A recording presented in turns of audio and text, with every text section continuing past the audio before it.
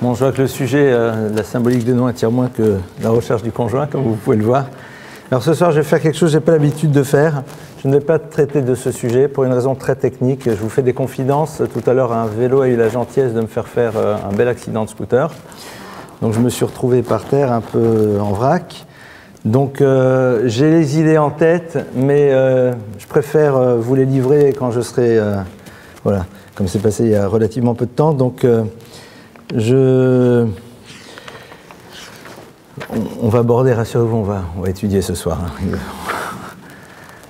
Donc le sujet sur la symbolique des noms, on l'abordera Bezrat Hashem la semaine prochaine. Comme ça, on aura le temps d'avoir un enseignement plus structuré. On aborde donc une paracha dans laquelle c'est le point de départ de l'histoire du peuple d'Israël en exil. Et je voudrais m'arrêter sur un ou deux points de ce texte et voir un petit peu quels sont les enseignements que nous pouvons en tirer par rapport à nous-mêmes. Donc ce soir, il va y avoir une double thématique dans le cours.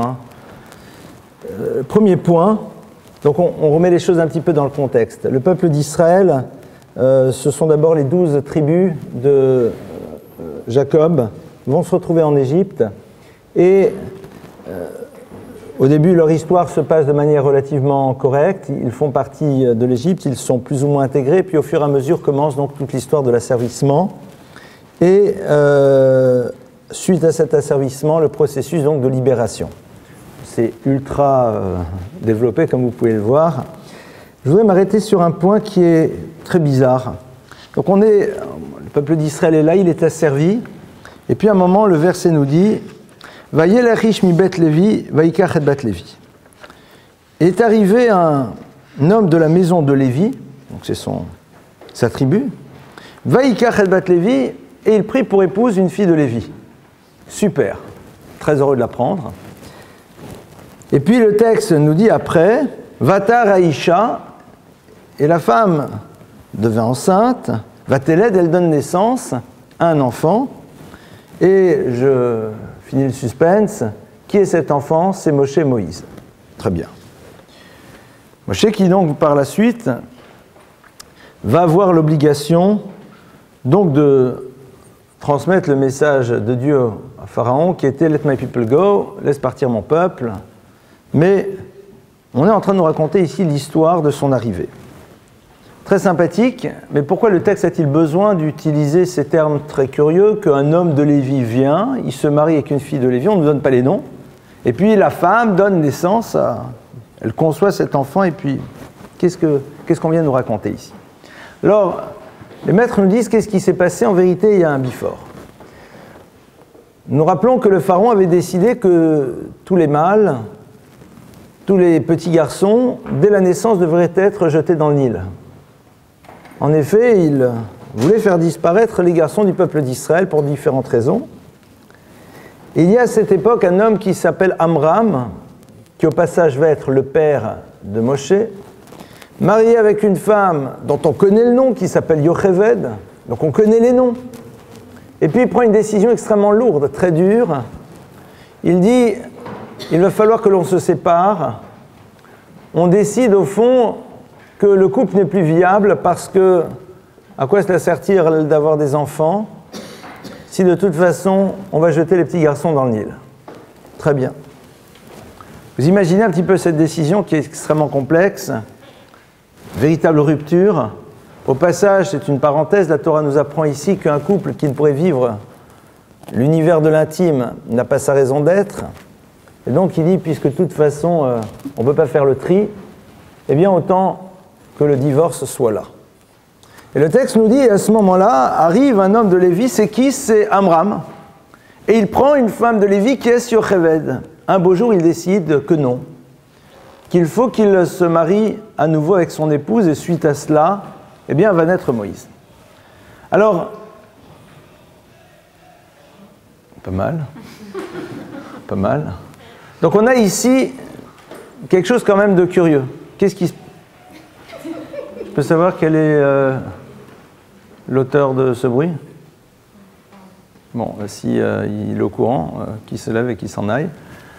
Donc, qu'est-ce que l'on a besoin de nous dire ici qu'il il s'est remarié avec son épouse. Qu'est-ce qui s'est passé? Donc déjà, l'histoire du divorce, elle est lourde. Elle est extrêmement surprenante. On peut imaginer, néanmoins qu'ils disent, mais on va avoir des enfants, les petits garçons vont être jetés dans l'île, c'est insupportable. Mais le texte nous dit qu'un de beaux jours, il change d'avis. En vérité, c'est pas exactement comme ça que ça se passe. Amram, qui est un des maîtres du peuple d'Israël, une référence, va être suivi par le peuple. Et un jour, Amram a sa fille qui arrive, sa fille s'appelle Myriam, celle qu'il a déjà eue avant. Et Myriam débarque chez son père, lui dit, papa, tu sais, entre toi et moi, t'es pire que le pharaon. Ah, intéressant. Pourquoi? Parce qu'avec ton histoire, il n'y aura même plus de filles. Avec le pharaon, il y avait au moins des filles. C'est-à-dire une chance sur deux, quoi. Si c'est un garçon, on le jette au Nil, mais si c'est une fille, elle vit. C'est énorme. Elle a la liberté de le dire parce que c'est une jeune femme, une petite fille, donc potentiellement une femme, celle qui va donner la vie. Elle peut peut-être entrevoir ou appréhender, que sais-je, plus ou moins, le traumatisme que ça peut être. Et suite à ça, le texte nous dit « Vatelechish mi bet Lévi », un homme de Lévi se lève, Vatar, et il se marie à nouveau avec son épouse. Et suite à ça, la Torah nous dit qui va être conçu? Moïse. J'ai l'impression que ici, le texte est en train de nous apprendre quelque chose de fondamental. C'est que pour pouvoir construire une transmission, il faut être capable de se laisser interpeller et qu'au fond, ici, la leçon capitale que la Torah nous donne, c'est que ce qui fait que Moshe puisse arriver dans l'histoire, ce que la libération du peuple d'Israël arrive dans l'histoire, la Torah arrive dans l'histoire, parce qu'une petite fille a eu cette liberté d'aller chez son père, qui est à la fois le père et le maître, et de lui dire « tu te trompes ». Et que celui-ci a été capable d'entendre cette parole, d'en tirer les conclusions, et de reconnaître son erreur au vu et au su de tout le monde. Et c'est la raison pour laquelle le texte est en train de nous dire « va yelerish mi bet Lévi ». En effet, Amram repart et se remarie avec son épouse.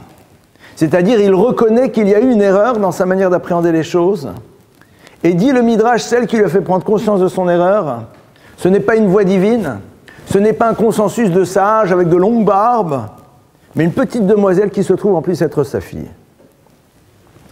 Alors c'est vrai que dans notre univers, et souvent dans ce que l'on croit être l'univers de la Torah, ça nous semble un petit peu curieux, puisque la parole du sage, la parole du maître, la parole du père, c'est une parole que l'on se doit d'accueillir, de recevoir et d'accepter, point barre. Or là, il semblerait que c'est exactement le contraire de ce qui se passe, mais si on relit la Torah depuis le début, c'est en vérité une constante. Reprenons l'histoire. Je ne sais pas si vous vous rappelez, il y a un épisode très intéressant dans la Torah avec Abraham et Dieu. Donc on remet le contexte, Abraham qui révèle à l'humanité, ou en tout cas à ceux qui veulent bien l'entendre, l'idée d'un Dieu unique. Et puis Abraham se retrouve à proximité d'une ville un peu pervertie, c'est le moins qu'on puisse dire, qui s'appelle Sodome et Gomorrhe. Et un beau jour, dit le texte, Dieu dit à Abraham, voilà, écoute Abraham, je t'aime bien, ton nom signifie le père d'une multitude de peuples, comme je considère que tu te sens responsable, alors puisque tu te sens responsable, je me dois de t'informer de la décision que j'ai prise. Et voici ma décision, Sodome et Gomorrhe vont être rayés de la carte. Si on regarde, à aucun moment Dieu se tourne vers Abraham et lui dit, mon cher Abraham, je suis en pleine réflexion sur le sort de ces villes pécheresses. Qu'en penses-tu? J'aimerais bien les détruire. Quel est ton avis? Non, pas du tout. Il n'y a pas une proposition de débat. On a ici un texte qui nous parle d'une information qui est transmise. Dieu dit à Abraham, voilà, Zaakat Sodom Vamora Kiraba Vachatatam Kikavda, voilà, c'est énorme ce qui se passe là-bas, c'est complètement perverti, la relation à l'autre est une catastrophe, ça n'a plus sa raison d'être. Et qu'est-ce qu'Abraham fait alors qu'on ne lui a pas demandé son avis? Alors que Dieu l'informe juste, entre guillemets, par politesse. Il se tourne vers Dieu et dit, dis-moi, Oula yeshra mishim tzadikim betochaïr, mais dis-moi Dieu, mais il y a peut-être dans cette ville 50 personnes qui ne sont pas totalement pécheresses. Hatashrit et kol haïr. Si ces 50 personnes existent, vas-tu détruire la totalité de la ville? Et Dieu lui dit, l'idée est bonne. Mais écoute, si on a 50 dans la ville, je ne détruis pas la ville. Ce que passage est très curieux comme réponse, parce que Dieu aurait très bien pu lui dire, t'as raison, si on a 50, j'en prends 50, je les exfiltre, et puis on détruit. Ce qui aurait été une réponse aussi. Il dit pas ça. Il dit, t'as raison, si on a 50, il dit, non, si on n'a pas 50, si on n'a que 45, ça marche? Ça marche. 40, ça marche. 30 aussi. 20. pourquoi pas 10, il n'y a pas de problème. Puis Dieu lui enfin lui dit, mais enfin tu vois, il n'y en a même pas 10. Il dit, bon, que veux-tu faire? Et il s'en va, et Sodome et Gomorrhe est détruite. On va essayer juste de remettre les choses dans notre univers à nous. On va transformer Dieu en grand rabbin, et Abraham en vous et moi. On a ici une décision lourde de conséquences qui a été prise, qui au passage, au niveau purement marketing, est très intéressante pour le grand rabbin. Pourquoi? Parce qu'on est en train de détruire ceux qui symbolisent exactement l'opposé des valeurs qu'ils véhiculent. Donc au niveau d'une stratégie marketing en coup franc indirect, regardez l'échec du système, donc ça veut dire que chez nous ça va bien. C'est excellent. Et en plus, il ne le demande pas, il laisse faire. Vous êtes d'accord que déjà, même au niveau stratégie marketing, Abraham devrait laisser faire. Or Abraham dit non, non, pas du tout. Je ne suis pas d'accord. Mais on t'a demandé ton avis. Si à la limite on avait organisé un débat, on peut bien imaginer que tu donnes ton avis. Mais là, c'est par politesse que Dieu te dit, voilà ce que j'ai décidé. De quel droit tu parles? Abraham, il y a un petit peu ce qu'on va voir ici avec Moïse, introduit une idée qui est capitale dans la tradition juive. C'est que l'on ne peut construire que dans la mesure où dans la relation que l'on a avec celui qui transmet, il y a une remise en cause de sa parole qui est possible. Si à un moment l'interpellation n'est pas possible, à ce moment-là, le peuple d'Israël ne peut pas se construire. Alors vous allez dire que dans la réalité, ce n'est pas toujours ce que l'on voit, on va essayer d'y arriver si vous le voulez par la suite. Mais on voit bien qu'à aucun moment Dieu, dans le verset, ne dit à Abraham, tais-toi. À aucun moment il lui dit, j'ai décidé, Dieu le veut, ça s'arrête. Non. Il entend l'argument, mais non, on va aller plus loin. Mais si l'argument d'Abraham est entendable, alors pourquoi Dieu ne l'a pas émis lui-même? Il y en a ici, au fond, l'idée suivante, c'est que Dieu, quelque part, attendait qu'Abraham ait ce courage de se dire, ce n'est pas parce que c'est Dieu qui le dit, que pour autant, si pour moi ce n'est pas dans ma logique, je n'ai pas le droit de dire quelque chose. C'est-à-dire qu'il y a sûrement ici quelque chose qui me dépasse. Mais ce n'est pas pour autant que je n'exprime pas ma question. En 2 mots, je pose ma question. Et je dis, dans ma logique, dans mon système à moi, ce que tu fais me pose problème. Ce que tu fais me pose problème. Tu as sûrement tes raisons. Mais si je ne te dis pas que ça me pose problème, alors ça risque un jour de ne plus jamais me poser problème. Et le danger, il est là. Cette idée-là, hein, on la retrouve donc ici aussi avec Myriam. Myriam, elle est là. Son père décide de faire un acte lourd, extrêmement complexe, qui va avoir un retentissement au niveau de toute l'histoire du peuple juif. Pourquoi Myriam intervient? Myriam intervient parce que dans sa logique, elle dit il y a un problème. Ah, il y a peut-être quelque chose qui me dépasse, soit. Mais ma question, je dois la poser pour garder chez moi encore, pour préserver chez moi cet étonnement que je me dois d'avoir. Il y a ici pour Myriam une question sur le phénomène de l'injustice. Il y a pour Abraham ici un problème qui s'appelle l'injustice. Ah, Dieu est juste et il sait ce qu'il fait, soit, peut-être. Mais si je ne suis pas capable de dire « mais pour moi c'est injuste », alors la sensibilité à l'injustice risque un jour de disparaître. J'ai reçu un jour d'un de mes maîtres l'enseignement suivant. Il m'a dit, parfois dans la vie, on se retrouve dans des situations dans lesquelles... Ne touche pas, c'est bon. On se trouve dans des situations dans lesquelles, eh bien, on voudrait dire à la personne qui est en face, mais ça ne va pas, je ne suis pas d'accord, ce n'est pas comme ça que l'on doit faire. On se retrouve dans une réunion de travail dans laquelle certaines personnes agissent extrêmement mal au niveau humain. Et on voudrait le dire, mais on ne peut pas le dire. Pourquoi? Parce que la hiérarchie, le système nous empêche de dire quelque chose. Alors ce maître m'a dit, ce jour-là, tu rentres chez toi, tu te mets devant la glace et tu dis, je ne suis pas d'accord. Je ne suis pas d'accord. Ce que l'on a fait à ce moment-là est quelque chose qui n'a pas lieu d'être.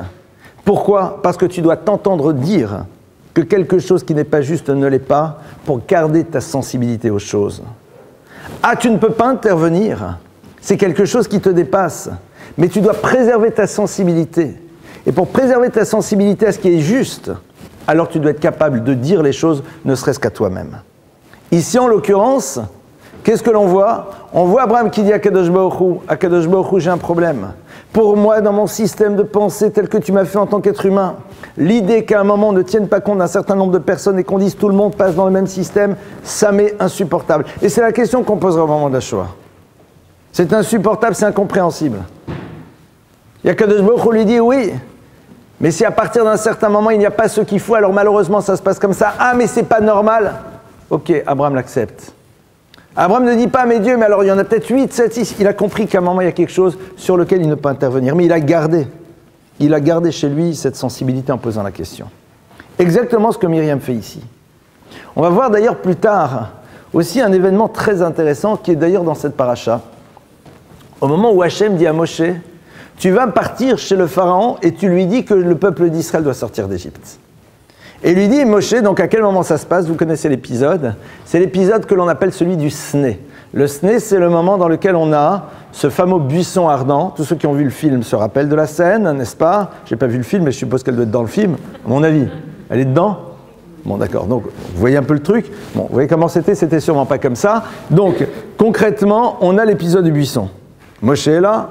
Dieu lui parle, Dieu se révèle, Dieu lui dit, tu vas chez le Pharaon, tu lui dis, tu laisses sortir les peuples d'Israël. Qu'est-ce que Moshe il dit à Dieu? Non.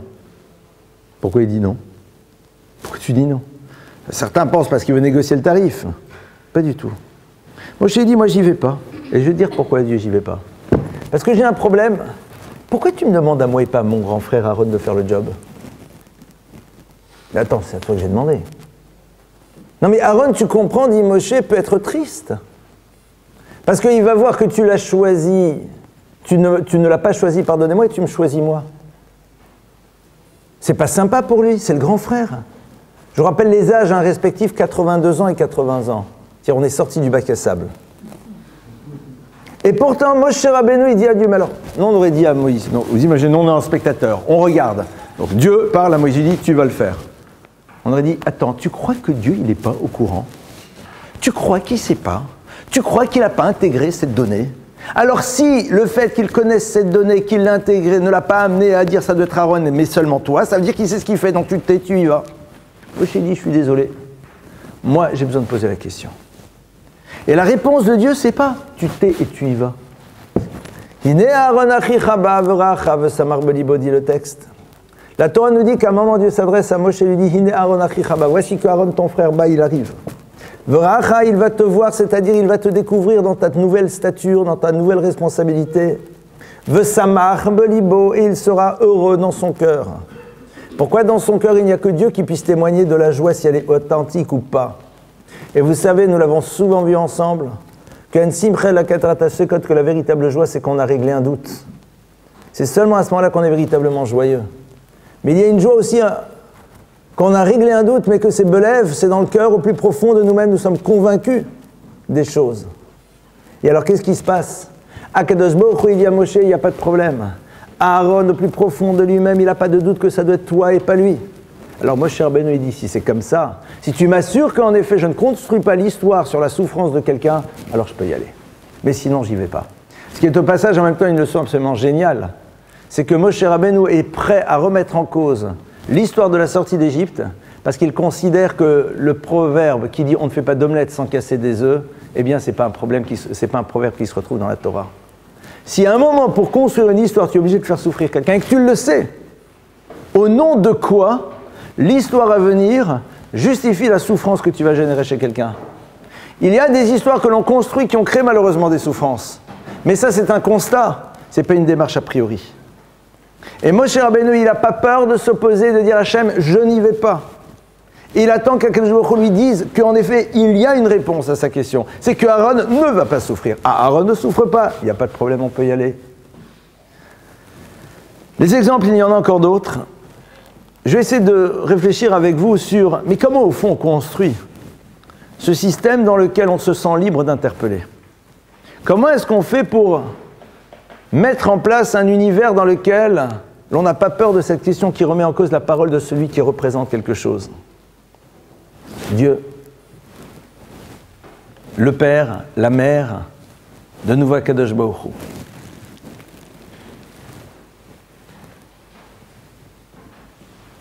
Lorsque Myriam se retrouve face à son père, elle n'aura pas peur de lui dire « tu t'es trompé ». On trouve un autre texte de la Gemara dans lequel on voit le même principe. C'est une histoire très connue Il y a eu une amitié passionnante entre deux personnages de l'histoire juive, dont un s'appelle l'empereur Antonin et l'autre s'appelle Rabbi Yehuda Hanassi. Rabbi Yehuda Hanassi, qui est donc Rabbi Yehuda le Prince, compilateur de la Mishnah, qui est la base du Talmud, a été un ami extrêmement proche de l'empereur Antonin. Pour de multiples raisons, ils étaient extrêmement proches, ils ont eu une histoire commune.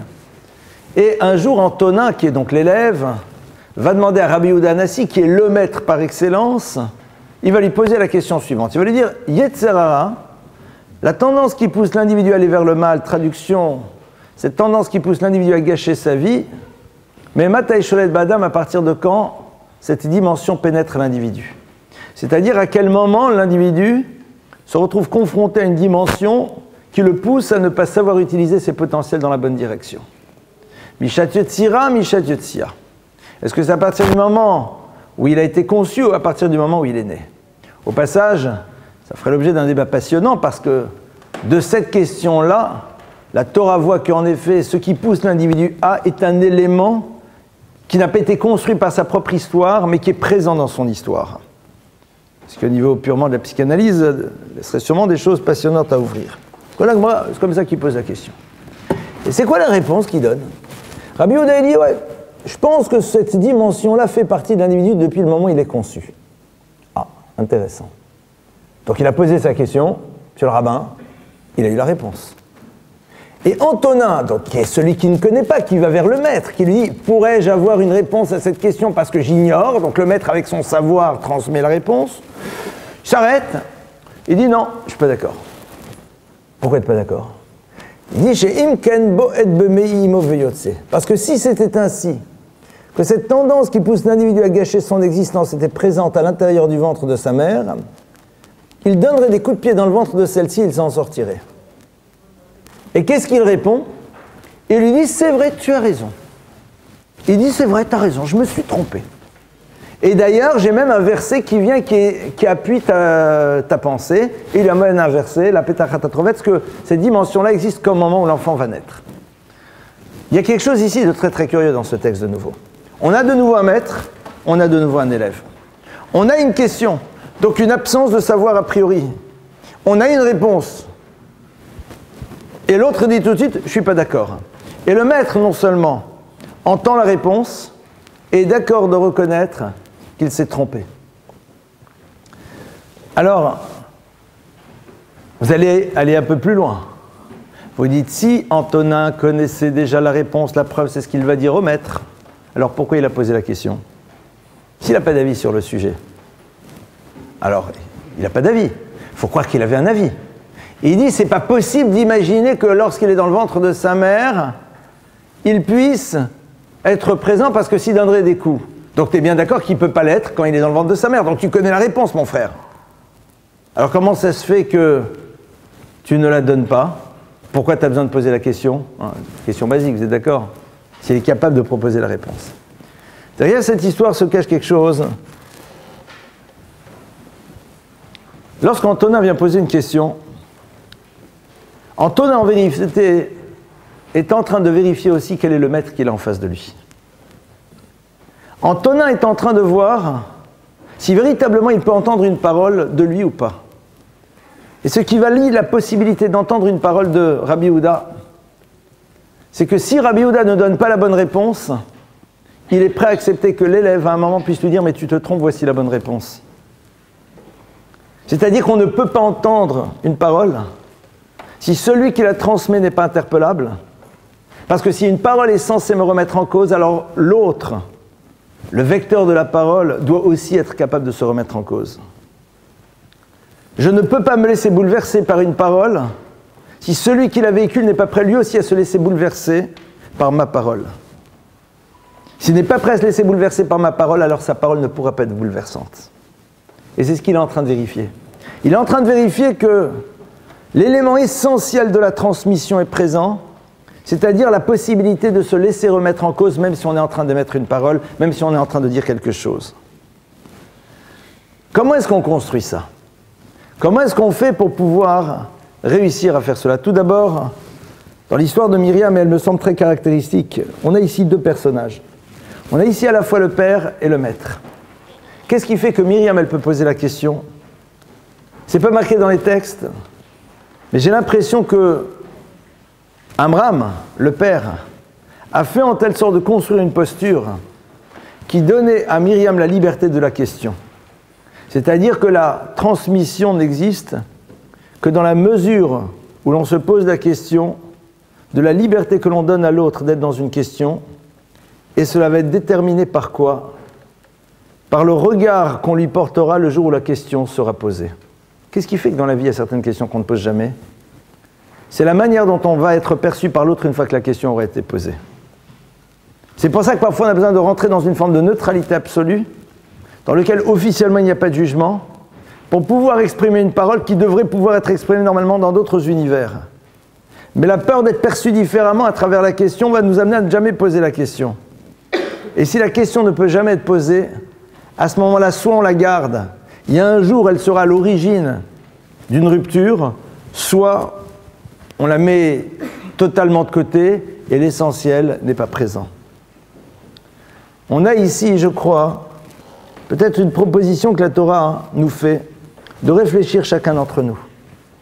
Dans un monde de transmission, dans un monde dans lequel nous véhiculons tous soit un savoir, soit un regard, soit une pensée, est-ce que celui ou celle qui est en face de nous se sent libre à un moment de dire « mais ce que tu dis me pose problème » ? Est-ce que celui qui est en face de nous se sent-il libre à un moment de me dire « je ne suis pas d'accord » ? Non pas le « je ne suis pas d'accord » agressif, mais le « je ne suis pas d'accord » qui s'élabore autour d'une démarche intellectuelle et qui peut peut-être remettre totalement en cause la parole qui était mise. C'est à ce prix-là que se construit véritablement l'univers de la transmission et plus particulièrement celui de la Torah. On ne peut pas transmettre la Torah si on ne se pose pas la question de la liberté que l'on donne à celui qui la reçoit de pouvoir à un moment être dans un questionnement. Et ça va être dépendant du regard qu'il nous porte, et le regard qu'il nous porte dépendra essentiellement de la manière dont on va se donner les moyens que les postures que nous avons ne l'empêchent pas à un moment d'être dans le questionnement. Et qu'est-ce qui donne cette possibilité? Une chose, l'absence de jugement, le non-désir de juger l'autre.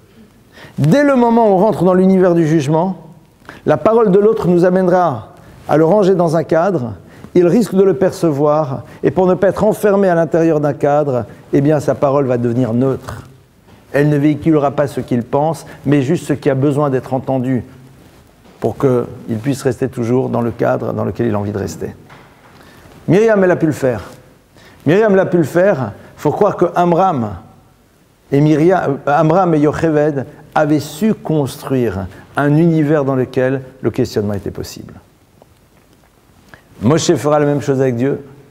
Et Dieu, en ne disant jamais « Moshe, tu n'as pas honte », Dieu en ne disant pas « Abraham, ça ne se fait pas », Rabbi Yehuda Nassi en ne disant pas « Antonin, mais je suis le maître, tu dois écouter ma parole », eh bien, en ne faisant pas tout cela, nous donne la clé qui va permettre en effet une véritable transmission. Ça, c'est, j'ai envie de dire, le premier point que j'avais envie de développer avec vous ce soir. Comme je vous dis, voilà, j'élabore ce cours avec vous, puisque, vu les circonstances précours, avez-vous sur cette première partie du cours des questions? Puisque je vais pas laisser sur un deuxième sujet. Oui. Par rapport à Abraham et sa femme, en fait, ils se séparent, ils ne veulent pas concevoir d'enfants. Parce que la Torah considère qu'un couple ne peut pas rester ensemble s'il n'y a pas d'intimité possible. C'est inhumain. C'est pas possible. Attends, on n'est pas pur esprit. Pardon? Justement. Mais lui a dit, dans le doute, on arrête tout. Et elle a dit, mais c'est un problème. C'est la question de Myriam. Elle a dit, d'accord, c'est vrai, mais... Et les filles? Et il dit, tu as raison. Et lui dit, tu as raison. Et donc à partir de cela, moi ce que je trouve la génialité au fond, c'est de ne pas avoir peur au vu, au su de tout le monde, de dire, je me suis trompé dans mon analyse. Mon analyse n'était pas bonne. La décision que j'ai prise ne doit plus être suivie. Et je montre l'exemple Et la Torah me le dit, il revient à nouveau avec son épouse. Erreur de ma part, et on recommence. Mais pourquoi erreur? T'es le maître, t'es le père, tu sais tout. Non, il faut croire que j'ai pas tout compris. La preuve, c'est que c'est une petite demoiselle qui est venue et qui m'a dit, il y a un problème. Et il a pu l'entendre. Il a pu l'entendre. Cette notion-là de pouvoir entendre et de donner du poids à une parole et que cette parole a suffisamment de poids pour que ça l'amène à se remettre en cause. Ce passage, une des bases même de l'univers de la relation à l'enfant dans l'univers dans l'univers familial. Les parents devraient toujours se poser la question, quelle est la liberté que l'on donne à l'enfant d'être dans l'expression d'une parole qui les remet en cause. Dans la mesure où l'enfant est trop politiquement correct, il faut se poser des questions. S'il est trop politiquement correct, alors à quel moment il va dire « mais c'est nul ». Mais pas un nul dans nul, l'agression. Ça marche pas ton truc. Et nous, en tant que parents, comment tu me parles comme ça? Mais Moïse, Dieu, il n'a pas dit ça. Hein. Dieu lui a dit, c'est intéressant ce que tu dis. Peux-tu m'expliquer ton argument? Et Dieu dit, mais tu as raison, c'est vrai qu'au fond, dans l'absolu, ça se tient. Oui. En redisant ce que vous avez dit, des questions qui me semblent d'évidence, il faut autoriser celui qui reçoit de poser une question. Oui. C'est l'expression même de ce que vous avez dit, c'est celle du pardon. Nous avons été créés avec une parcelle de libre arbitre en nous. Oui. Et c'est parce que nous disposons de cette parcelle que nous arrogeons ce pouvoir. Et c'est ce qui nous est revenu chez les autres peuples. Il n'y a pas de problème. Quelle est votre question? La question, c'est est-ce que c'est pas ça l'évidence? C'est parce que nous avons le libre arbitre. Mais la Torah, d'abord le libre arbitre existe pour tout le monde. D'accord? Ce n'est pas l'apanage du peuple d'Israël, si ça ne vous dérange pas, c'est l'humain. L'humain dans son essence est doté de cette capacité de libre arbitre. Maintenant, est-ce qu'il est capable de l'utiliser ou pas dans l'univers social? C'est ça la difficulté. Et la Torah nous dit que même lorsque tu es face à quelque chose qui est énorme, qui est la parole divine, mais tu dois te sentir capable de dire à Dieu, j'ai un problème.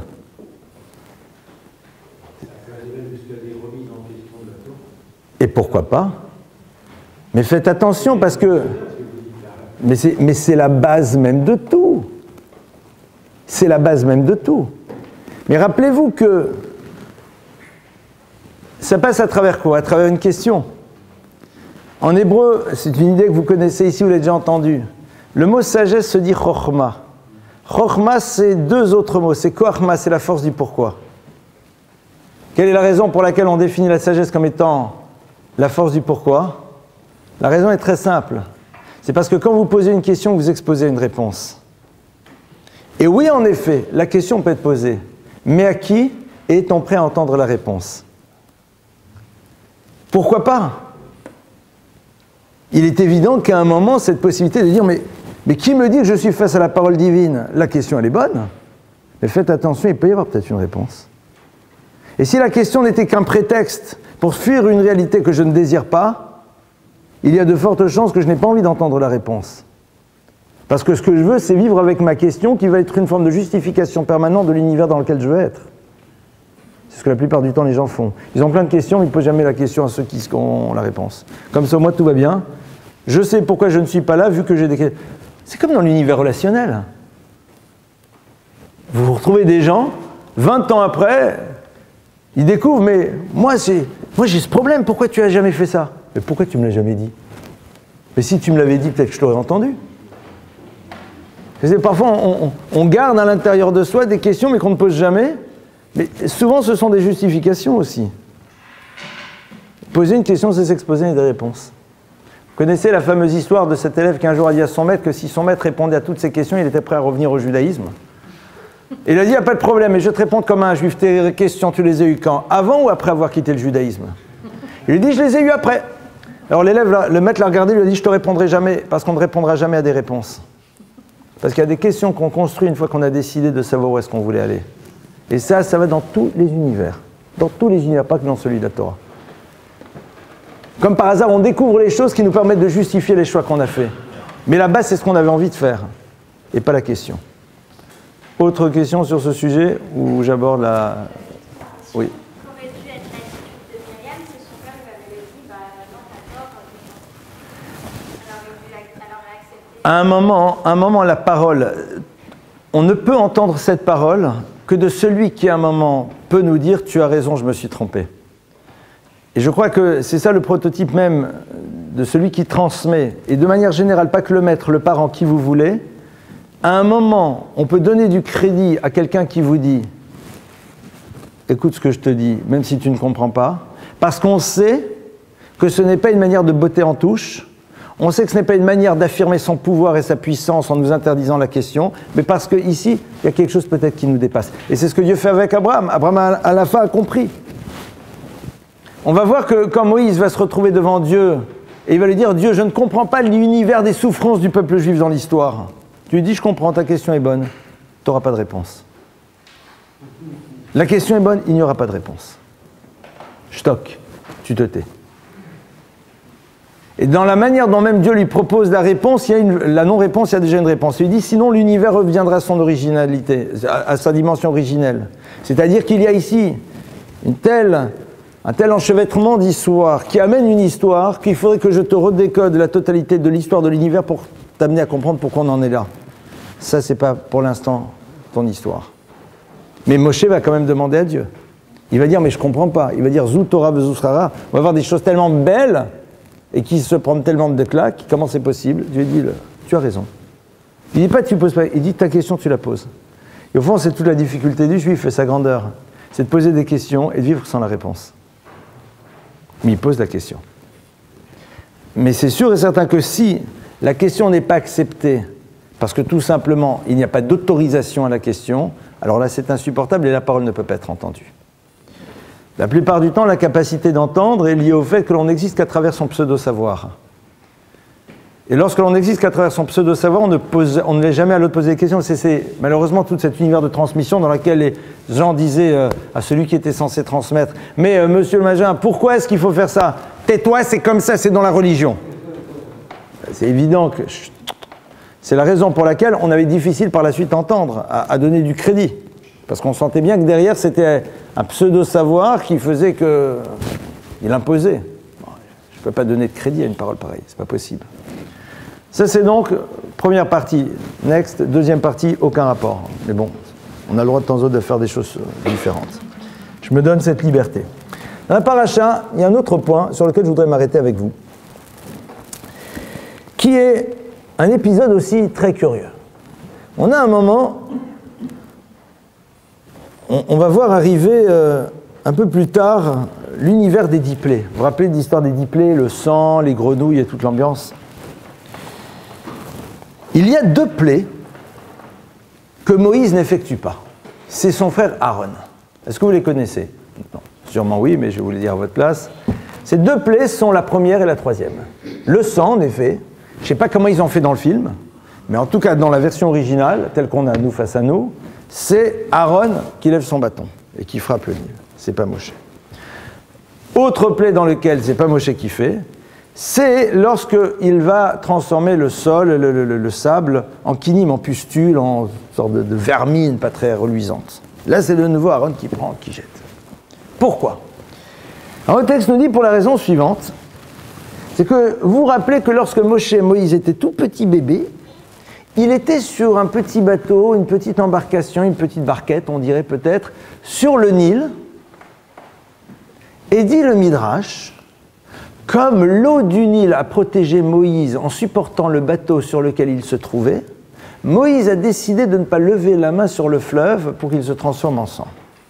Et dit le texte par ailleurs, et comme Moïse a utilisé le sable pour recouvrir le corps de l'Égyptien qu'il avait tué, Égyptien qui lui-même était en train de violenter un homme juif, et que Moïse donc a décidé de sauver la vie de cet homme en tuant l'Égyptien, mais après a pris le sable pour recouvrir le corps pour ne pas être découvert immédiatement.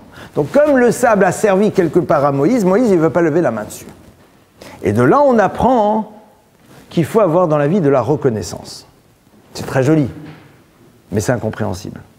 Vous êtes d'accord? Reconnaissance pour qui et pourquoi? Première question. Le Nil va être frappé. Le sable va être transformé. Si Moïse veut avoir de la reconnaissance vis-à-vis de l'eau et du sable, ce qui au passage pose un autre problème qu'on va voir tout de suite, demande à Dieu, Dieu, s'il te plaît, sois sympa, fais autre chose que la première des plaies. Tu es capable de faire autre chose plutôt que de l'eau en sang. Si ça ne te dérange pas, la troisième déplaie avec le sable qui va se transformer en vermine, fais autre chose. C'est pas sympa, j'ai tiré profit. Au passage, il ne va pas le dire. Donc de toute façon, le Nil sera transformé. Deuxièmement, reconnaissance envers quoi? Qu'est-ce qu'il a fait le sable? Rien. Le sable s'est contenté d'être sable. L'eau s'est contentée d'être eau. Si à la limite, les capacités, les propriétés physiques de l'eau faisaient que lorsque quand on pose sur de l'eau un esquif, il sombre immédiatement, et que l'eau s'était dit, tiens, c'est le petit bateau de Moïse, on va le tenir en dehors, alors je veux bien. L'eau s'est contentée d'être de l'eau, sur lequel quand tu déposes un bateau, ben, il reste. Et au passage, cette histoire, elle date de combien de temps quand même? Moïse, il a déjà 80 ans. C'est quand il était bébé. Alors certains parlent, c'est vrai, de la mémoire de l'eau, mais il ne faut pas exagérer quand même. 80 ans après. Et on dit, de là, tu apprends qu'il faut avoir de la reconnaissance. Qu'est-ce que le texte est en train de nous apprendre? On a ici une ouverture. L'ouverture est la suivante. C'est que nous avons une certaine vision des choses et la Torah est en train de me dire, voilà ma vision des choses. La reconnaissance, voilà ce que c'est. La reconnaissance, c'est l'incapacité que l'on va avoir de porter un coup sur une chose qui à un moment nous a apporté quelque chose, même si cette chose n'a jamais voulu nous apporter quoi que ce soit, c'est juste contenté d'être. La reconnaissance, ce n'est pas l'expression d'un remerciement vis-à-vis de quelqu'un qui a décidé de nous apporter quelque chose de positif. La reconnaissance, c'est un sentiment qui nous habite et qui rend impossible pour nous un acte négatif vis-à-vis d'une chose qui nous a apporté quelque chose à un moment, même si cette chose-là n'a jamais eu l'intention de nous apporter quoi que ce soit, même si elle l'aurait apporté à n'importe qui, et même si cette chose-là n'a aucune forme de sensibilité, en l'occurrence ici de l'eau et du sable. On a ici une piste de réflexion sur ce que veut dire construire un univers de reconnaissance. Et c'est intéressant de voir que le début de la saga de Moïse, on va dire, commence par un acte dans lequel il a de la reconnaissance. C'est-à-dire qu'un petit peu la tonalité de l'histoire des 10 plaies commence d'abord par une action dans laquelle Moshe dit « Je ne peux pas m'imaginer agir de manière négative vis-à-vis de quelque chose qui à un moment m'a apporté, même si volontairement elle n'a jamais voulu me le donner. » Au passage, on retrouvera ça dans la Torah de manière incroyable. Le texte nous dira que l'on n'aura pas le droit d'éprouver de la haine vis-à-vis de l'Égyptien. Il pourra rentrer dans le peuple d'Israël et se convertir. Pourquoi? Parce que tout simplement, ils t'ont accueilli quand tu étais chez eux en Égypte. Quel accueil, mon frère? T'as vu ce qu'ils nous ont fait? Le texte nous dit non. Avant que l'histoire de l'exil, avant que l'histoire de l'asservissement ait commencé, tu es d'accord qu'en Égypte, tu as trouvé gîte et couvert? Tu es d'accord que là-bas, tu as été accueilli? S'il est vrai que par la suite, l'Égypte s'est totalement pervertie, au regard de cette première partie de l'histoire, tu ne peux pas à un moment les évacuer totalement de ton histoire. Ce qui est au passage très intéressant, dans l'univers des relations dans lesquelles c'est la partie négative de celle-ci qui détermine de manière définitive le regard que l'on portera sur l'autre, avec cette propension à vouloir oublier aussi une première partie de l'histoire. Alors le peuple d'Israël sort, il quitte l'Égypte. Hein. Il ne dit pas au regard du bon temps qu'on a passé pendant quelques bonnes années, malgré les claques que tu m'as mis, on reste. Non, il dit stop. Mais néanmoins, je me dis attention. Rappelez-vous que l'Égypte c'est une globalité. C'est pas juste un moment. Il faut inscrire ça de manière plus générale. Et c'est la raison pour laquelle quand l'Égyptien arrive, il peut se convertir. Pourquoi? Mais parce que l'Égyptien, c'est aussi celui qui t'a accueilli à un moment. Ah, c'est vrai que par ailleurs, mais à un moment il t'a accueilli, à un moment il t'a donné. C'est ça la reconnaissance. C'est-à-dire être capable de voir les choses dans leur globalité et de ne pas juste se figer sur un point et oublier au fond tout ce qui a été positif à un autre moment de l'histoire. Moshe Rabbeinu donc nous apprend cela ici. Et la question qu'on doit se poser est la suivante. Est-ce que nous sommes prêts à fonctionner de la même manière? C'est-à-dire, dans l'univers de la reconnaissance, est-ce que nous sommes prêts à ne pas voir l'intention de l'autre, mais juste ce que nous en avons reçu? Regardez, de manière générale, comment ça se passe. Si quelqu'un nous a apporté quelque chose, si une personne nous a rendu service, eh bien souvent on va se dire, oui, en vérité ça l'intéresse, oui, en vérité de toute façon, moi ou d'autres, il aurait fait la même chose, de toute façon ça ne changeait rien, alors comme ça ne changeait rien, il l'a fait. C'est-à-dire, on est à l'affût des éléments qui nous permettent de ne pas ressentir un sentiment de reconnaissance vis-à-vis de celui qui était à l'origine d'un quelconque bien-être. On aura tendance à vouloir trouver les raisons pour lesquelles on n'a pas lieu de ressentir de la reconnaissance, vu qu'il n'y a pas eu d'intention de sa part, ou pas d'intention marquée, claire. La Torah te dit non. La Torah te dit de l'eau et du sable n'ont aucune intention, n'ont aucune volonté. 1. L'eau et le sable n'agissent pas, ils se contentent d'être. L'eau et le sable, concrètement, t'ont apporté quelque chose à un moment? Oui. Ah, comment j'exprime ma reconnaissance? Je ne peux rien leur donner. Mais je ne peux pas m'imaginer me voir faire un geste négatif par rapport à eux.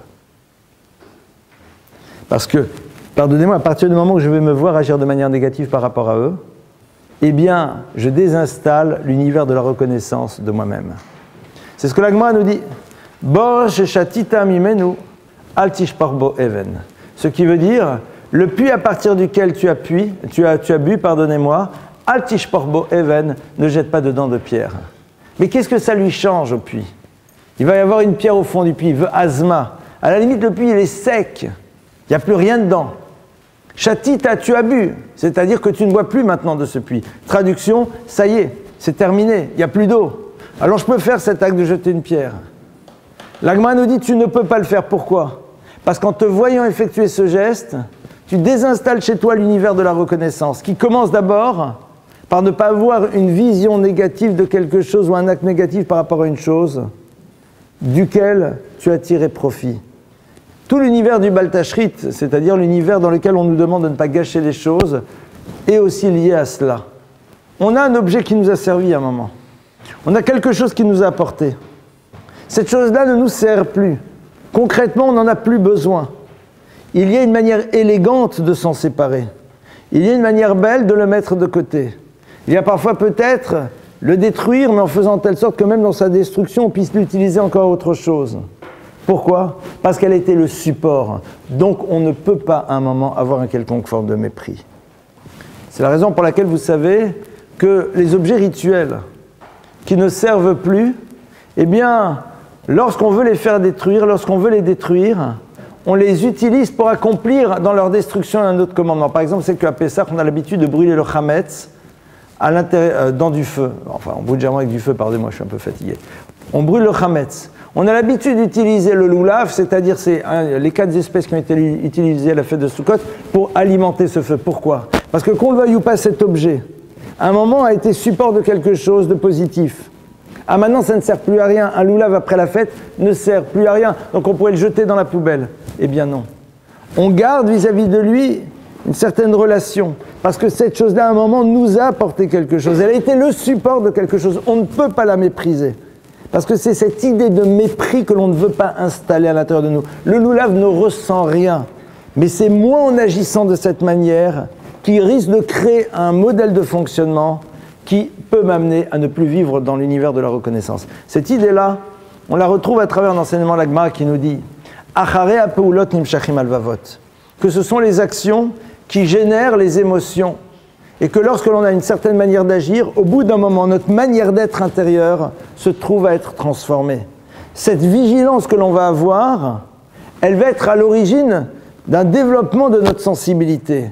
Et l'absence de vigilance, développer justement une insensibilité par rapport aux choses. Lorsque Moshe Rabbeinu va se retrouver 80 ans après, il connaît son histoire, il se rappelle de son histoire. Et ça, c'est l'autre élément. Moshe Rabbeinu a une histoire. Il s'en rappelle, il sait très bien que se rappeler de son histoire, ça doit avoir une incidence au niveau de sa manière d'être. Il n'est pas juste dans « Ah oui, quand j'étais un petit garçon, ma mère, elle m'a raconté que j'étais sur un petit truc et puis après, j'ai été sauvé. Et Non. Moshe Rabbeinu sait qu'il a été sauvé parce qu'il était sur le Nil. Et cette chose est toujours vivace. Ça veut dire que cette dimension de reconnaissance l'habite en permanence. Il sait, quand il voit le Nil, que ce Nil lui a permis de vivre. Et donc, nécessairement, ça va un jour avoir une conséquence. Il ne le sait pas quand. Il ne va rien faire pour le Nil. Que voulez-vous qu'il fasse pour lui? Rien. Mais un beau jour, on va dire, il faut que tu frappes le Nil. Il dit, ça, je ne peux pas faire. C'est-à-dire que Moshe nous apprend quelque chose de supplémentaire. Que l'on doit rendre vivace à l'intérieur de nous le souvenir de ce que l'autre nous a apporté, pour que pendant toute notre vie, nous puissions avoir une attitude qui tienne compte d'un moment qui date peut-être de 80 ans. C'est-à-dire, cette histoire, elle a commencé à 80 ans. Je vais raconter une histoire avec un des plus grands maîtres que notre génération a connu, le Rav Shach. Le Rav Shach, un jour, est parti, il devait avoir 90 ans, 92 ans. Il a dit qu'il voulait partir à un enterrement à Tel Aviv. De qui? D'une vieille dame. Personne ne savait. Il est parti, il pleuvait, enfin la catastrophe, il était là-bas, il est resté sous la pluie. Il y avait 15 personnes, enfin, et lui, c'était un des plus grands maîtres de la génération. La personne qui l'accompagnait, mais ne comprenait rien. C'était pas de la famille, il y avait rien. Et le Rav est resté en dessous de la pluie, il a dit le Kaddish, etc. Il est revenu. Revenu trempé, etc. Le a dit, mais qu'est-ce que c'est cette histoire? Il dit, je vais te raconter. Il dit, avant de venir en Israël, j'étais en Russie. Et je me rappelle, là-bas, tout le monde était très pauvre, et j'étais parti à la yeshiva et j'étudiais. Et là-bas, on dormait sur des bancs. C'est l'univers de l'étude était extrêmement frustre. Aujourd'hui aussi, d'ailleurs, il continue à l'être. Et donc, un soir, j'avais froid. Et j'en pouvais plus, et j'étais en train de me dire, j'en ai marre, je rentre chez moi, j'arrête d'étudier, j'en peux plus. Et il dit, qu'est-ce qui s'est passé ce soir-là? Il y a une jeune femme qui toque à la porte de la maison d'études et dit, voilà, je pars demain et j'ai une couverture et j'ai envie de la donner à quelqu'un qui a froid. Et j'étais là. Et elle m'a donné cette couverture et j'ai eu chaud de nouveau. Et je me suis dit, allez, si j'ai chaud, alors je reste. Et il est resté 1 an, 2 ans, 5 ans, 10 ans, 15 ans, 20 ans. Il est devenu un des Gdolei Israël, un des maîtres par excellence du peuple juif. Regardez quel âge il avait à l'époque. Il avait 14-15 ans. Il a demandé le nom de cette femme, il a demandé son nom. Et à 90 ans, il savait que cette femme, elle était partie en Israël, où elle était, et il a appris à quel moment elle était morte. C'est-à-dire que toute sa vie, il a gardé en tête le nom, et il savait, pour que jusqu'au dernier moment, il puisse s'exprimer. Il a dit, et aujourd'hui, je savais parce que je demandais aux gens qui la connaissent de me dire comment elle va, et quand ils m'ont appelé pour me dire qu'elle était partie de ce monde. Alors je suis parti. Il dit, mais c'était évident que j'allais pouvoir rester sous la pluie pendant tout ces temps, en me rappelant de tout ce qu'elle a fait pour moi. Et qu'est-ce qu'elle a fait? Elle t'a donné une couverture qu'elle ne voulait pas transporter. Elle part en voyage. J'ai pas de place dans les bagages, j'ai du surpoids, je ne veux pas payer 20 € le kilo de plus. Et je ne me sens pas de gâcher le truc, donc je la donne. Oui, mais moi, qu'est-ce que ça m'a apporté? Moi, qu'est-ce que ça a changé? Elle n'est pas venue en disant, j'ai envie de faire un acte de bonté extraordinaire, j'ai acheté un truc et je veux le donner. Non, je veux me débarrasser de mon truc à quelqu'un qui veut me faire plaisir, de ne pas me sentir coupable d'avoir jeté un truc à la poubelle. D'accord? Mais tout ça, il ne l'a jamais regardé. Il s'est dit, mais j'ai reçu une couverture, cette couverture m'a donné chaud, et comme j'ai eu chaud, je me suis dit, je reste, et grâce à elle, j'ai pu rester dans cet univers de l'étude et devenir ce que je suis. Et garder ça pendant toute sa vie. Ça, c'est un petit peu l'expression concrète de cet enseignement dans notre vie, dans la vôtre, dans la mienne, dans la nôtre. C'est-à-dire que ce n'est pas juste une vue d'esprit. Quand la Torah nous apprend une chose pareille, la Torah nous apprend comment on doit vivre. C'est comme ça qu'on doit vivre. Ah, vous allez dire, mais c'est pas comme ça que les gens fonctionnent. C'est pas notre problème. Donc là, l'Israël, justement, n'est pas là pour savoir si les autres fonctionnent de cette manière. Il est là pour savoir comment la Torah lui demande de fonctionner. Il est là pour savoir, à partir du moment où cette notion de reconnaissance, elle est présente à l'intérieur de nous, alors il faut la garder pendant toute sa vie et se rappeler de ce qui est à l'origine. Malheureusement, c'est difficile. Mais si on prend un instant, le temps de réfléchir, et je vais vous donner un exemple très simple. Je vais vous parler d'un truc perso. Il y a des années qu'on a créé les séminaires d'études féminins à Paris, puisque les séminaires d'études féminins, on les a créés il y a peut-être 17 ans, 16 ans, 15 ans, je ne sais plus, enfin plus ou moins. Un jour, il y a 2 dames qui sont venues me voir et qui m'ont dit, vous savez, c'est bien les cours, mais il faudrait peut-être que vous commenciez à parler d'éducation. Et moi, je les ai regardées avec des grands yeux ébahis. Je dis d'éducation, je dis oui, aujourd'hui on a besoin de parler de famille. C'était l'origine d'une réflexion qui a créé la Maison de la Famille, qui a créé des dizaines, des centaines, je pense des milliers de cours sur l'éducation, sur l'adolescent, création de structures, etc. et tout. Alors, je ne sais pas si j'arrive toujours à faire ce que je vous dis, et je pense que malheureusement, j'arrive pas toujours, c'est le moins qu'on puisse dire, mais de temps à autre, une fois tous les 10 ans, on arrive à se rappeler de ce qu'on dit. Et de ça, je me rappelle. Mais c'est pas que j'ai de la reconnaissance, c'est évident que j'ai de la reconnaissance, mais je me dis que c'est incroyable. L'autre, il chante dans sa chanson, il dit « Juste quelques mots et le trouble de toute une vie, n'est-ce pas ?» Tourne les violons, pour ceux qui ne se rappellent plus de la chanson. Juste quelques mots et le changement de toute une vie. 2 dames qui disent un jour, vous savez, et brusquement, mais c'est pas de ma vie, ça met en place un système et ça amène, etc., et des familles, elles sont à l'écoute. Que sais-je, c'est énorme. Avoir de la reconnaissance, c'est essayer de se rappeler de ça. C'est tout simple. C'est essayer de se rappeler qu'est-ce qui est à l'origine. Qu'est-ce qui fait qu'on se retrouve là où on est? Quelle est la rencontre? Quelle est la personne? Quel est le sourire? Quelle est la porte qui s'est ouverte ne serait-ce qu'une fois?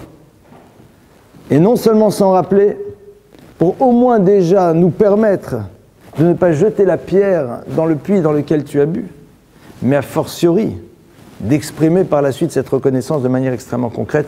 Mais ça, c'est encore une autre histoire. Ce n'est pas un cours sur la reconnaissance ce soir, c'était juste une autre idée que je voulais vous partager. Donc voilà, comme vous avez vu ce soir, c'est un cours en 2 parties. Comme je vous l'ai dit, je n'ai pas du tout eu le temps, malheureusement, de pouvoir me poser pour le cours sur la symbolique des noms. On en parlera la semaine prochaine. Et si vous le voulez, on passe à vos questions. Allez-y. Ça peut être des questions sur un tout autre sujet, au passage. Les questions sont libres. Si vous voulez poser sur un sujet qui vous tient à cœur, allez-y. Oui. Une question à poser sur les 2 éléments lorsque vous avez parlé de l'eau et du sable. Vous avez dit qu'ils ont été de nature. Ils se sont contentés d'être ce qu'ils sont, quoi. Pour l'eau, je suis d'accord, mais pour le sable. Recouvert, Non, mais le sable, il n'a pas fait. Hop non, il a pris du sable. C'est-à-dire, le sable est là et le sable, il a mis du sable sur quelque chose. Ben, le sable, on le met sur quelque chose. Ah non, il n'a pas fait une ambiance. Non, il a pris vaillite menée, il a enfoui dans le sable, il a creusé. Il a mis dedans et il a remis le sable dessus, quoi. C'est-à-dire, le sable était là, quoi, sans plus. C'est-à-dire que le sable a permis de camoufler le cadavre, c'est tout. Et lui dit donc, qu'on le veuille ou pas, ce sable, encore qu'il y avait du sable, s'il n'y aurait pas eu de sable, ça aurait été compliqué, donc je ne me vois pas. Mais en vrai, on peut être reconnaissant envers tout le monde parce que chacun nous a apporté un nom dans la vie. Alors, la question est, on devrait être reconnaissant envers tout le monde parce que chacun nous a apporté quelque chose. C'est vrai. Et le début de la reconnaissance nous amène à ne pas agir de manière négative par rapport à l'autre. Je veux juste conclure là-dessus. En effet, la reconnaissance, ce n'est pas nécessairement le merci.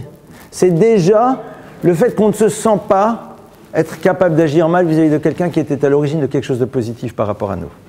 Déjà ça serait déjà énorme. Oui, s'il vous plaît. Comme elle a dit, dans le bien comme dans le mal. Une personne qui amène à la fois du bien et du mal. On peut être reconnaissant quand même. Alors, il ne faut pas se mettre d'abord dans les situations les plus compliquées au début. Et que souvent, généralement, on prend les cas les plus extrêmes et on se dit « mais je ne me vois pas avoir de la reconnaissance dans ce cas-là ». Vous avez raison, n'en ayez pas. C'est intéressant de voir que souvent on est là, c'est comme dans la notion du pardon. On devrait arriver dans le pardon. La personne dit « mais comment vous voulez que je pardonne à cette crapule ?» Ne lui pardonnez pas. Mais s'il te plaît. Mais la copine qui a oublié de nous inviter la fois dernière à la bar mitzvah, on peut lui pardonner, elle. On ne va pas commencer... Non. Souvent on prend, vous savez, c'est comme quand on dit aux gens « il faut faire Shabbat ». Je peux pas. Donc comme ça, je peux pas. Non, c'est vrai. Mais tu peux déjà au moins vendredi soir couper ton téléphone pendant 1 heure, tu peux, fais-le. On aura le temps de voir pour la seconde heure. C'est comme tout, on prend souvent le cas extrême, enfin le truc dans la totale, c'est-à-dire la reconnaissance dans l'absolu pour dire ça ne sera pas possible. C'est possible que certains points soient complexes à atteindre. Il va falloir du temps. Maintenant, dans l'univers des relations, il faut toujours être capable de faire comme sur un compte en banque, crédit, débit.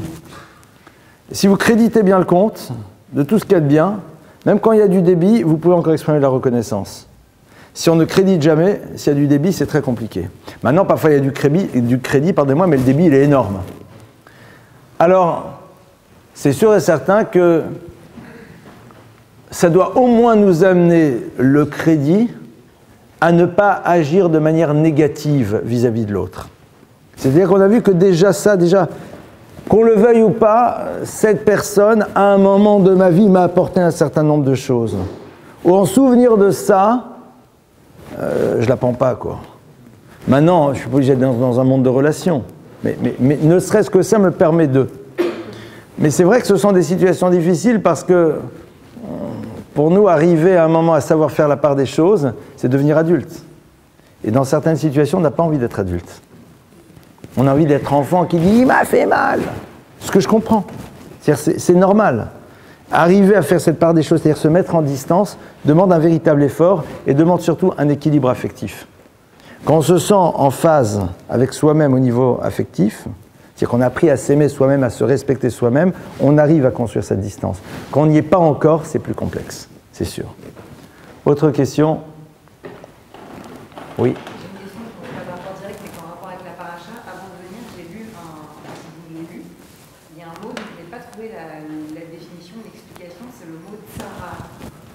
Tsara'at. Tsara'at, alors, est traduit généralement par la lèpre, mais ce n'est pas la bonne traduction. Metsora'at kasheleg, hein, c'est ce que le verset dit. Il a rentré sa main à l'intérieur de son sein et elle est ressortie blanche comme la lèpre. Alors, on va dire qu'elle était... c'est une affection de la peau, voilà. D'accord. Je ne vais pas vous dire pourquoi, d'accord, c'est ça que c'est... Oui. Ah, oui. Je t'écoute.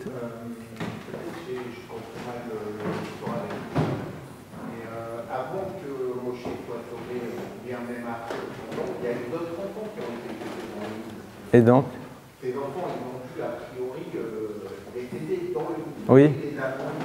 D'accord. Moi, quelqu'un qui fait du mal à plein de gens, mais moi, il me rend service. Moi, je n'ai pas envie d'être reconnaissant envers lui, même si moi, j'ai une gratitude envers lui. Alors. J'ai pas envie d'être reconnaissant envers quelqu'un qui fait beaucoup de mal, même si à moi, j'ai une valeur. Alors, au niveau du Nil, le Nil n'a pas agi. Donc déjà, la comparaison, on ne va peut-être pas la prendre. Je préfère prendre ta question, sans entrer dans l'univers de la comparaison. Tu es en train de dire, comment puis-je avoir de la reconnaissance vis-à-vis de quelqu'un qui à d'autres a fait du mal, si à moi il m'a fait du bien? C'est le même principe que pour le... Eh bien... Non, c'est pas... Le Nil s'est contenté d'être ce qu'il doit être. Donc Moshe parle dans la relation qu'il a vis-à-vis de lui. Et là, tu as en effet une réponse. L'acte négatif que l'autre a effectué vis-à-vis d'un tiers ne me donne pas la liberté à moi d'agir négativement si à moi il m'apportait quelque chose. La reconnaissance que Moshe a ici, c'est il dit « ce Nil, qu'on le veuille ou pas, m'a apporté ». D'accord ? Je ne me vois pas à un moment le frapper. C'est tout. S'il doit être frappé, que ce soit par d'autres, mais pas par moi.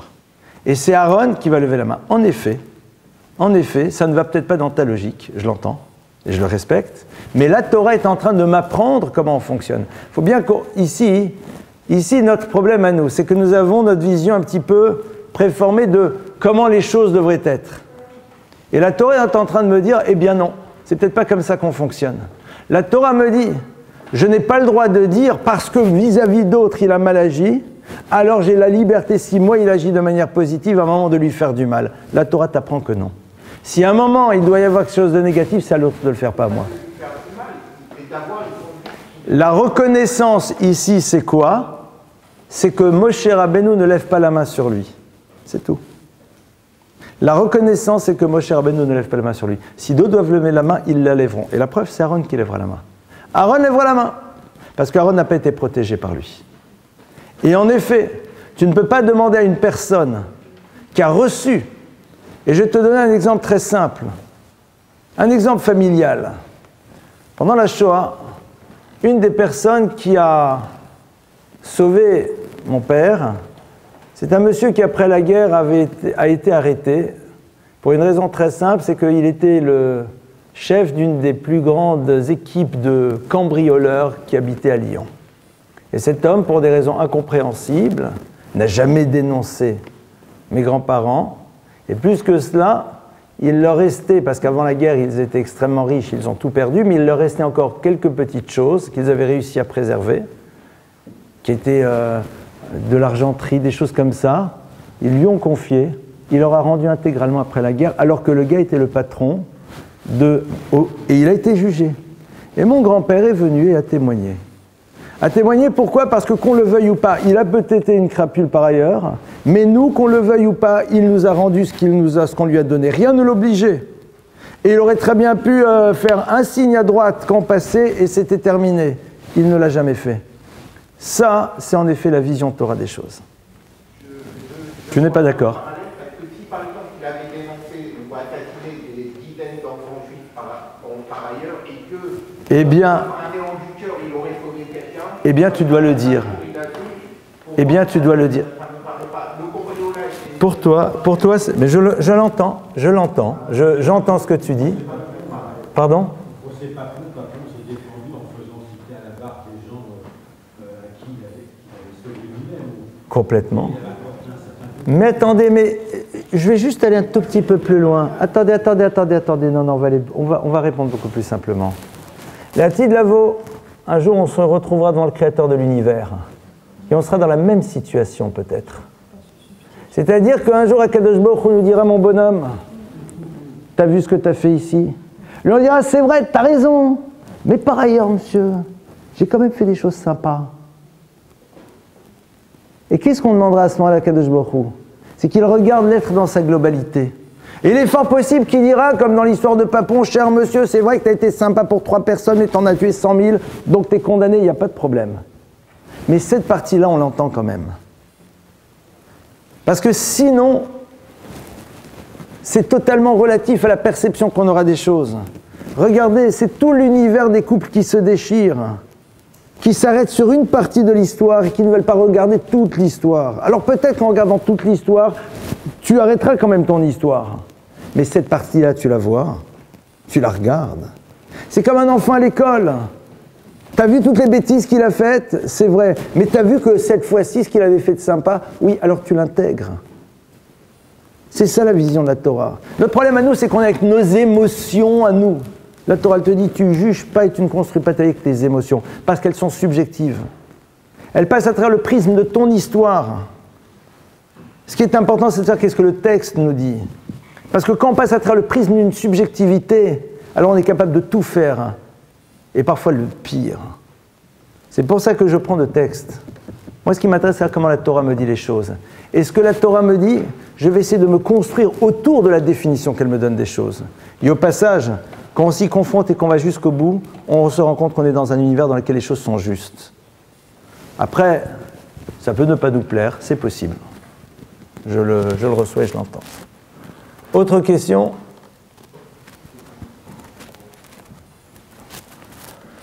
Pas d'autres questions? Oui, une à ma droite. Allez. Mais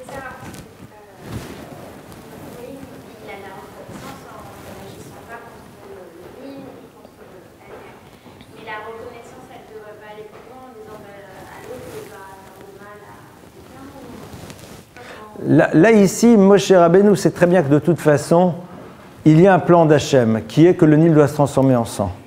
Donc là-dessus, il n'intervient pas. Il sait, Hachem a dit, voilà ce qui va être fait. Mais il dit, mais quand tu me demandes à moi, moi je ne peux pas. Et Akadosh Baruch Hu lui dit, soyez gentil quand je parle de faire le silence. Mais Akadosh Baruch Hu lui dit, j'entends ce que tu dis. J'entends en effet que toi, tu ne te sens pas de faire les choses. Et Akadosh Baruch Hu l'accepte. Pourquoi? Parce que toi, tu as reçu. Toi, tu as reçu.